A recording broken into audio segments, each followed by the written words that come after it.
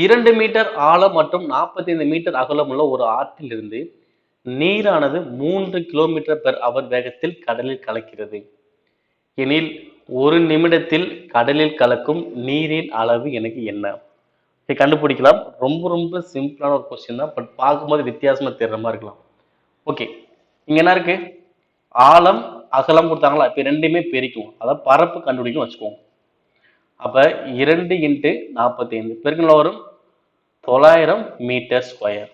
Okay, அடுத்து நீர் எவ்வளவு ஸ்பீட்ல போகுது?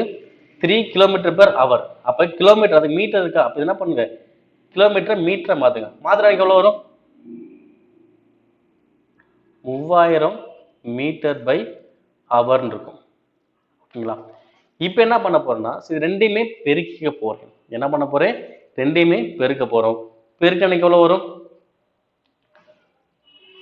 900 × 3000. சரி, 90 × 3000. பெருக்கணும் 9 3 27, இங்க ஒரு 0, இங்க ஒரு 3 0. அப்ப எவ்வளவு வருது? 27000 மீட்டர் பர் ஹவர் அப்படின்னு எனக்கு வந்திருக்கும். ஓகேவா? பட் இங்க என்ன கொஸ்டின் சொல்றாங்க? 1 நிமிடம் தானே சொல்றாங்க. அப்ப என்ன பண்ணும்? அவரை நிமிடமா மாத்தணும்னா 60ஆல தான் வகுக்கணும். அப்ப 60ஆல வகுக்கும். ஓகேவா? இப்ப 60ஆல வகுக்கும். அப்ப 2,70,000 வகுத்தல் 60. ஸோ ஒரு ஜீரோவுக்கு ஒரு ஜீரோ.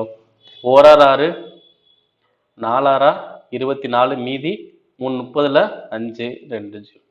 ஸோ ஆன்சர் எவ்வளோ? 4500. ஓகேங்களா? ஸோ அவ்வளோ. இன்னும் ரொம்ப சிம்பிளா சொல்லணும்னா, நீங்க என்ன இருக்கு? 2 மீட்டர் 45 மீட்டர் 3 கிலோமீட்டர்னா 3000 போட்டுக்கலாமா? அப்ப 2 × 45 × 3 கிலோமீட்டர்னா 3000 மீட்டர். இது அப்படியே விட்டீங்கன்னா உங்களுக்கு 1 மணி நேரத்துக்கு எவ்வளவு அப்படின்னு தெரியும். இது அப்படியே பிறகு ஒன்றா கிடைக்கும். 1 மணி நேரத்துக்கு எவ்வளவுன்னு தெரியும். பட் இங்க என்ன சொல்றாங்க? 1 நிமிடம் அப்படின்னு கேட்கணும். என்ன பண்றோம்?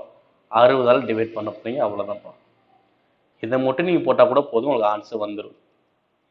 ஓகே, இந்த மாதிரி பரப்பு கண்டுபிடிச்சு வேகம் மாத்தி அதுக்கப்புறம் பெருக்கி அதை 60ஆல அடிச்சு போடுறத விட, ஸோ மூணுமே மொத்தம் பெருக்கிறீங்க. பெருக்கினா ஒரு ஹவர்ஸ் கிடைக்கும். ஹவர்ஸ் கிடைக்க என்ன பண்ண போறேன்? நிமிடம் மாத்தினா 60ஆல வகுக்க போறேன். ஓகேங்களா? அவ்வளவுதான். அப்ப ஒரு ஜீரோவுக்கு ஒரு ஜீரோ. 1 6 5 6 30 0. அப்ப எவ்வளவு வரும்? 4500.